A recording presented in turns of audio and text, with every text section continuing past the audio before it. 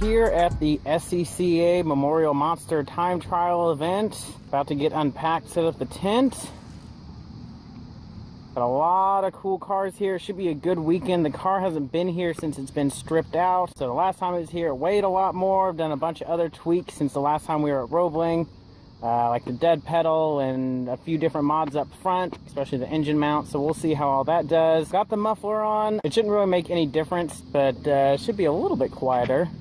At least enough to be within track regulations. So the way this all works is you've got 3 different sessions on the first day where all you're doing is going out there. It's like an HPDE where you're just out learning the track, working things out.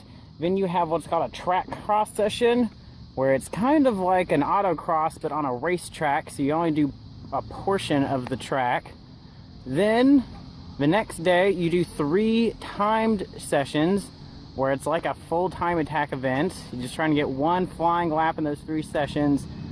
And then section 2 of the TrackCross. So should be good. Let's get unpacked and let's get going.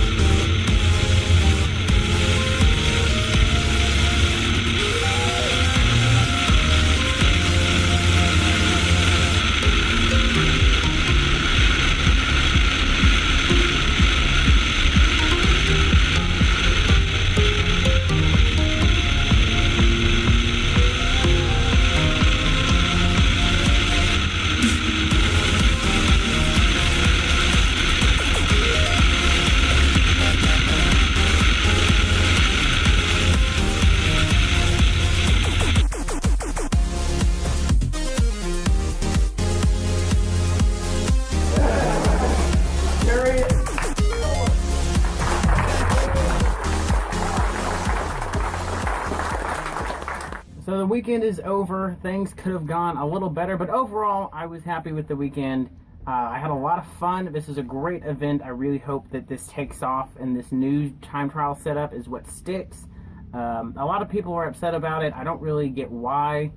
As long as people are safe, you've got the different novice and intermediate and advanced groups separated, and they establish that they can handle themselves on track doing a time trial style event, I don't see why you can't do it. It's a great stepping stone from HPDE to door-to-door racing. You can work your way through it, take it super serious, or you can just go out there and just have some fun and push yourself in your car. You don't have to be a professional racing driver to do this. So I really like it. I hope they keep doing it. We ruined Vacantes, so Vacantes slicks are dead.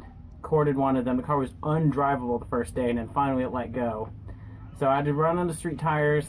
Managed a 156, which is okay for some 350 treadwear tires, but we need new rear brake pads, a little bit of work on the aero stuff, and a few other things. But the biggest thing is tires. I need to get a new set of tires put on there before we go to Roebling, probably in September.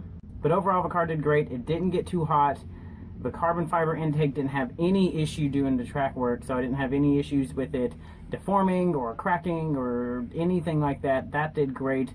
So overall, I was really happy with how the car did. This is easily the fewest things I've had go wrong. So we're getting close. We're getting real close to where the car is dialed in. I mean, honestly, it really needs a better suspension. I think the suspension is just holding it back so much, having it be so soft and compliant and not having a really good alignment on there, because I'm just maxed out on what I can do with the stock components. But that's fine. I'm just trying to have fun, and damn it if I didn't have a lot of fun. So thanks for watching.